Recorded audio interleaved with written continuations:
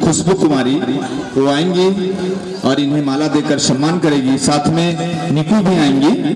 निवेदन है कि श्री श्री 108 श्री सीता राम तिलक लगा करके माला दे करके उसे सम्मानित कर रही हैं।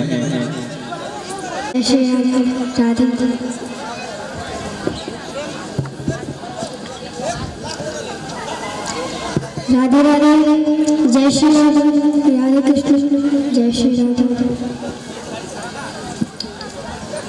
ओम श्री गणेशाय नमः। ओम श्री सरस्वत्यै नमः। ओम श्री राधा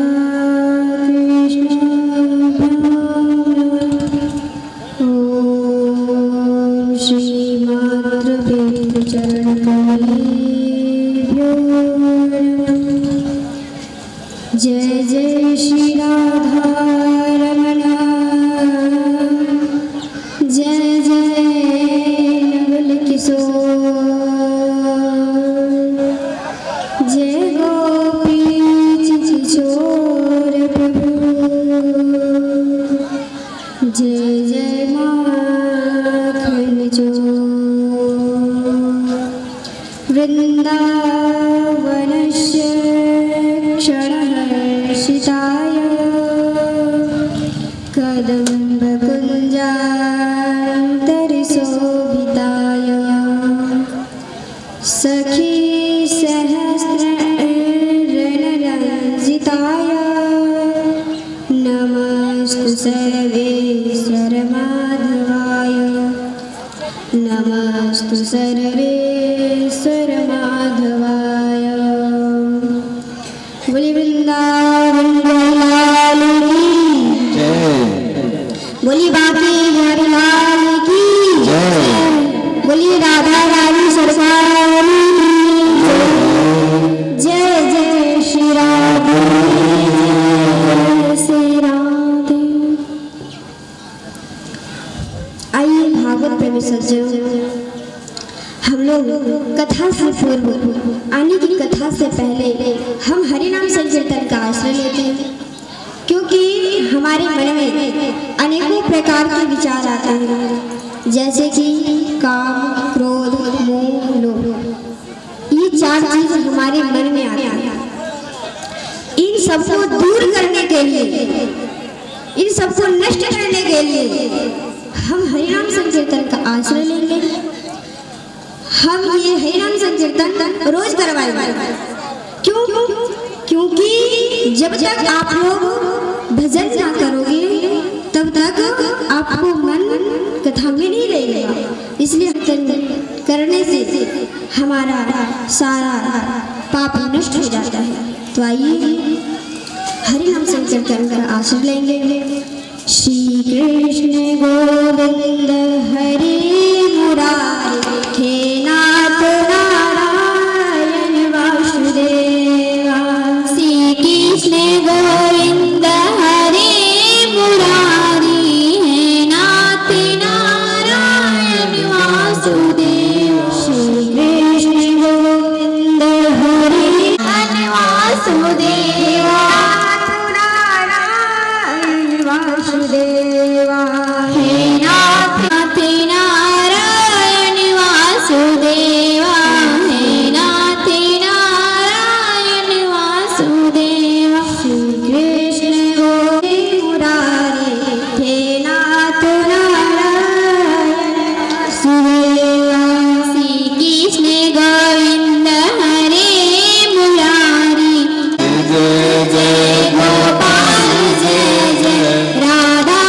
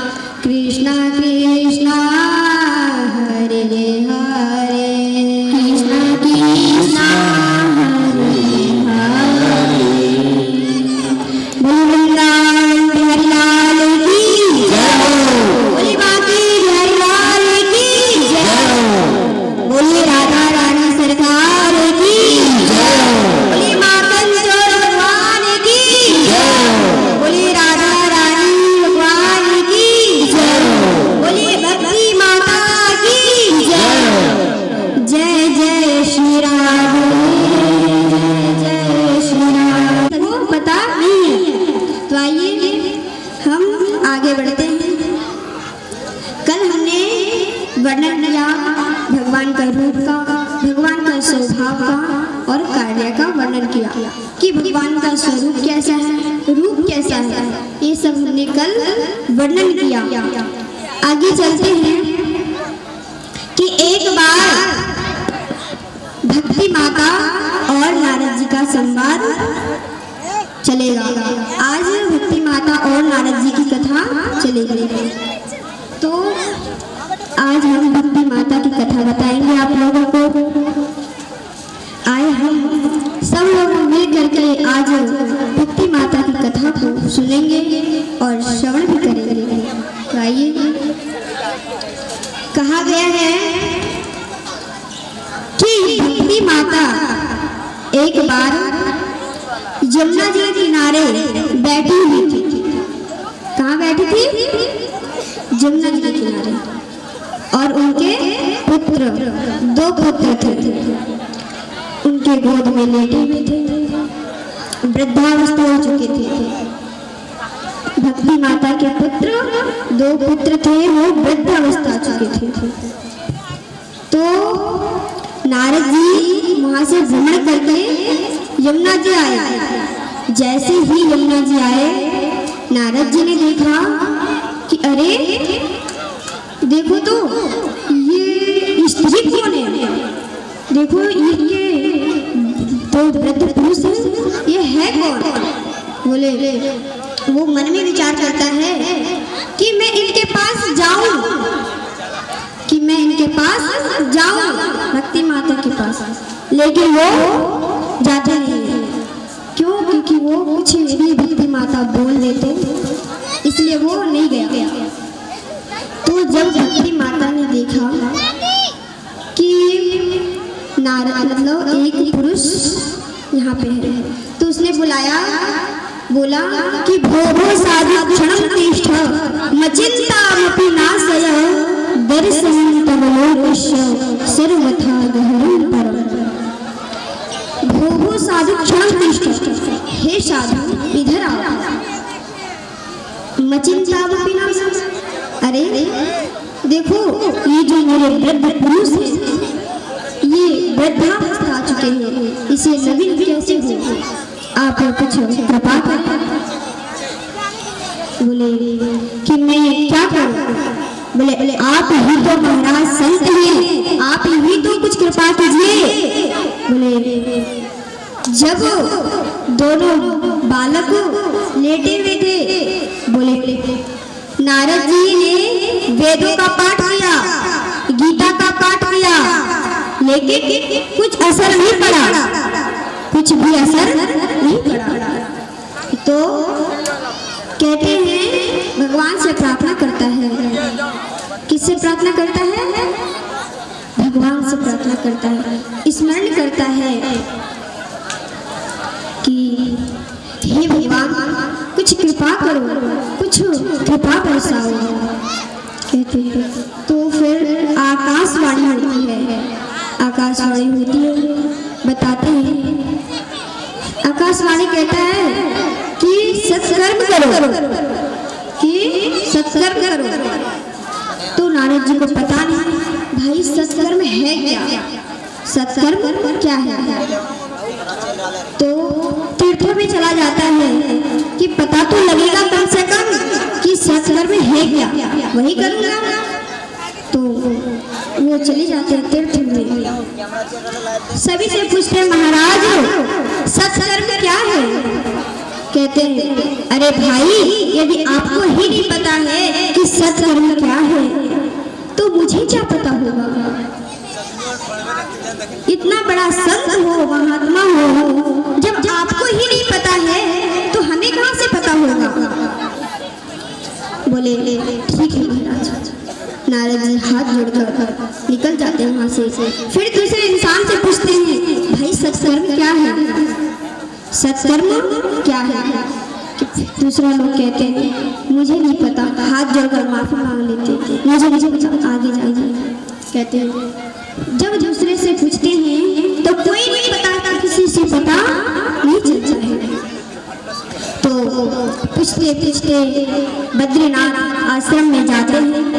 कहाँ जाते हैं? बद्रीनाथ आश्रम में जाता है। जब बद्रीनाथ आश्रम में जाते हैं वहीं से 4 ऋषि गुजर रहे थे। तो कौन कौन 4 ऋषि थे पता है? सनत, सनंदन, सनातन, सनतकुमार। ये 4 ऋषि वहां से गुजर रहे थे। ये 4 ऋषि मतलब वहां से जा रहे थे। तो देखा नारद जी को, बोले अरे तुम यहाँ पे क्यों भ्रमण कर रहे हो? तुम यहाँ पे क्यों गुजर रहे हो? यहाँ से कहाँ जा रहे हो? बोला कि मैं ये पूछ रहा हूँ आपसे कि आप मुझे सत्कर्म के बारे में बताएं। बोले सत्कर्म आपको नहीं पता है? बोले नहीं महाराज बताइए तो सत्कर्म क्या है? बोले सत्कर्म तो श्रीमद् भागवत है। सत्कर्म ही तो श्रीमद् भागवत है। बोले अच्छा? बोले हाँ। तो बद्रीनाथ आश्रम के किनारे वहाँ पे सुंदर छांव में बैठकर पंडाल बनाया, व्यास गद्दी बनाया, बहुत सुंदर सजाया है। आज कथा श्रीमद् भागवत हो रही है। नारद जी ने जैसे ही प्रारंभ किया कथा, तो भक्ति माता अपने ही स्थल है, अपने ही स्वरूप में प्रकट हो गई और ज्ञान वैराग्य नवीन हो गए। तो वहाँ पर पहुँचते हैं भक्ति माता और ज्ञान वैराग्य दोनों पहुँचते हैं। कहाँ पे पहुँचते हैं? जहाँ नारद जी कथा कर रहे थे, बद्रीनाथ आश्रम में। बोले भक्ति माता बोली कि मैं आज धन्य हो गया हूँ, कि आज मैं धन्य हो गया हूँ। इस कथा को सुन करके, इस कथा को श्रवण किया। क्या तो भक्ति माता पूछती है कि यदि इस श्रीमद् भागवत को सुन ले तो वो क्या कर सकता है? तो कहते हैं भक्ति माता कि क्या पाप से बड़ा महापाप किया हो, क्या वो भी कर सकता है? नारद जी कहते हैं पाप से बड़ा महापाप वो भी कर सकता है। पाप तो कुछ भी नहीं है, पाप से बड़ा है महापाप, वो भी कर सकते हैं। बोले अच्छा? बोले हाँ, ये श्रीमद् भागवत ऐसा ग्रंथ है, ऐसा चीज है जो कि इसे सुन करके सब लोग मुक्त हो जाते हैं। कहते हैं जब भक्ति माता धन्य होकर उसे प्रणाम करते हैं और कहते हैं भक्ति माता कहती है कि मैं आज इतना सुंदर और मेरे पुत्रों को बचाया है, इसलिए मैं आपको क्या चीज बताऊं, क्या कहूं, मुझे पता नहीं। तो बोले कि बताइए कि नारद जी बताते हैं कि एक बात बताता हूँ कि एक बार तुंगभद्रा नदी के तट के किनारे एक आत्मदेव जी रहते थे। आत्मदेव जी रहा करते थे। उस यमुना जी के किनारे एक ब्राह्मण थे। आत्मदेव जी का ही आत्मदेव जी तो ब्राह्मण थे। तो ब्राह्मण बहुत उनका सुंदर स्वभाव था, बहुत सुंदर स्वभाव था। और जो उनकी पत्नी थी, पत्नी का नाम था धुंधुली, वह बहुत ही झगड़ालू थी। जब तक किसी से झगड़ा ना करती, जब तक किसी से लड़ाई ना करती, तब तक उसका पेट का पानी नहीं बचता। रोज किसी से ना किसी से, किसी से ना किसी से रोज झगड़ा करता था, रोज झगड़ा करते थे। लेकिन उनके घर में सब चीज था, धन भी था, लेकिन क्या एक चीज नहीं था, क्या है पता है? संतान थी। तो महाराज आत्म देव जी किसी के घर में देखता कि अरे देखो तो उनके घर में कितना अच्छा बालक है, इस मेरे ऐसे मेरे ही घर में रहता तो कितना सुंदर रहता। आज देखो मेरा घर कितना सुना सुना लग रहा है और दूसरे के घर भरा भरा लग रहा है। तो वो रोता रोता वन की ओर चला गया, रोता वो वन की ओर चला गया। जैसे ही वन में पहुंचा वहां पे एक संत आए। संत बोले कि महाराज आप रुदन क्यों कर रहे हो, आप रो क्यों रहे हो, इसका कुछ कारण बताओ। बोले देखो हमारे घर में धन वगैरह सब कुछ है पर एक चीज नहीं है, संतान नहीं है और संतान के बिना एक घर शोभा नहीं देता है। बोले इसे संतान के बिना यह घर शोभा नहीं देता है। तो संत कहते हैं कि यदि तुम्हें पुत्र चाहिए तो मैं क्या करूं, यदि तुम्हें पुत्र ही चाहिए तो मैं उनसे क्या करूं जिससे तुम्हारा पुत्र हो जाए। बोले देखो आप ही महाराज हो, आप ही तो संत हो, आप तो सत्य बोलते हो, आप तो बताओ क्या करें। बोले जो आपके मस्तक की रेखा है ना वो बता रहे हैं कि 7 जन्मों तक आपके कोई संतान नहीं होगा, कि 7 जन्मों तक आपका कोई संतान नहीं होगा। बोले अच्छा, अरे अब तो बड़ी कष्ट सोचने लगी, अरे इसने तो कह दिया कि 7 जन्मों तक पुत्र नहीं होगा, संतान नहीं होगा, तो अब हम क्या करें। बोले अरे बोले महाराज मैं चरण पकड़ती हूँ, आप कुछ कृपा कीजिए। बोले कुछ तो कृपा करता हूँ। तो बोले कि देखो अपनी झोली से एक फल निकाला। संत ने एक अपनी झोली से फल निकाला और वह फल आत्मदेव जी को सौंप दिया। जैसे ही आत्मदेव जी को सौंपता है वैसे ही आत्मदेव जी इतने खुश हो जाते हैं, इतने हंसने लगते हैं, इतना नृत्य करने लगते कि किसी को आज बोले जितना मुझे दुख था आज मुझे खुशियाँ इतनी भर में लौट आई, पता नहीं अब हम करें क्या। ये खुशी का ठिकाना ना रहा, खुशी का कोई ठिकाना ना रहा।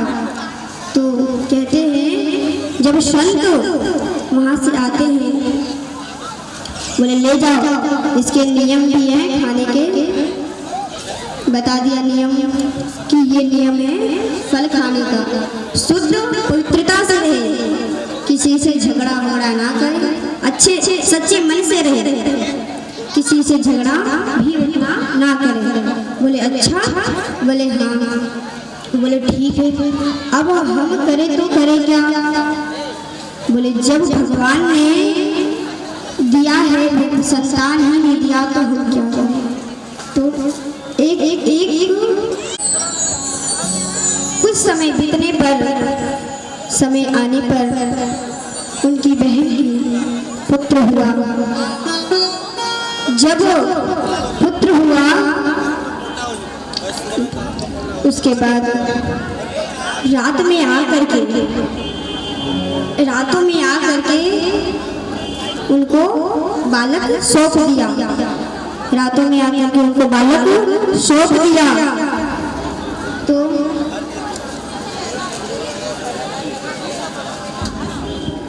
उसके बाद में बालक उनको दे दिया। जब बालक दे दिया तो बोला लो ये तुम्हारे बालक है, तुम ले जाओ। बहन वहां से चल पड़ी। तो सुबह जब हुआ बोले देखो हम देखो अपने पति को बताते हैं, देखो बालक हुआ है। बोले अच्छा, फिर बहुत खुश हुआ। 3 महीने के बाद गाय के पुत्र हो जाता है। गोकर्ण पंडित धुंधकारी महाखला। गोकर्ण महान ज्ञानी निकलता है। गौ के जो पुत्र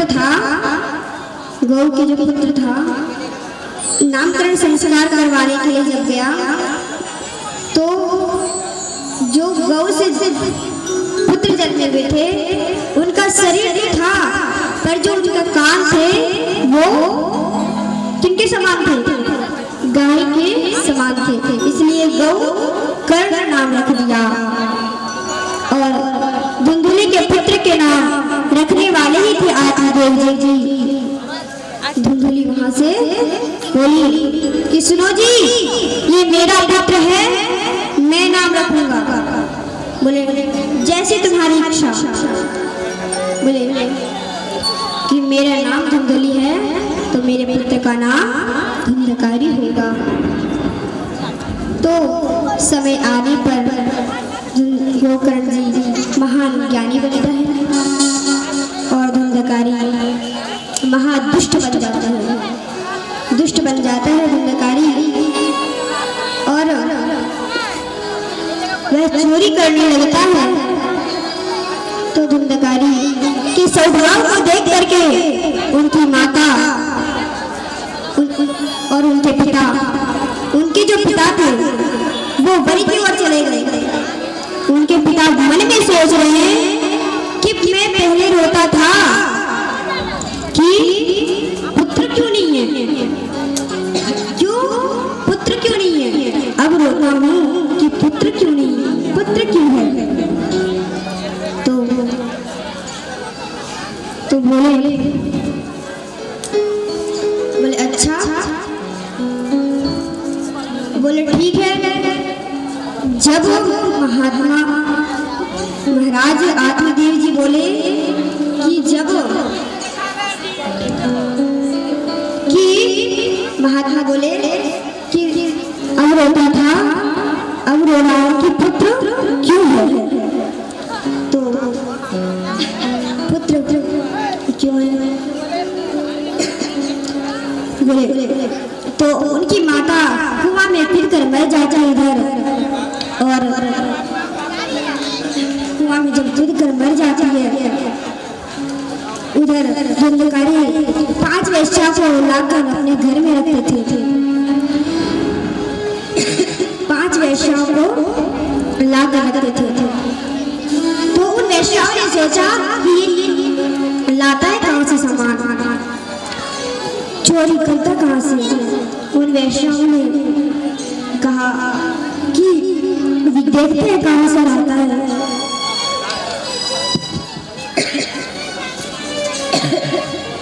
तो आइए आज हम कथा यहाँ तक करते हैं कि माता धुंधली कुआं में फिर जाती है।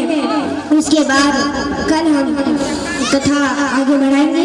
आज की कथा को ही विराम देते हैं। बोलिए वृंदावन बिहारी लाल की, बोलिए बांके बिहारी लाल की, बोलिए श्री राधा रानी भगवान की जय। जय श्री राधे, जय श्री राधे, जय हो। बहुत बहुत धन्यवाद। अपने गांव की बेटियां आज मंच पर शोभायमान होकर के उनका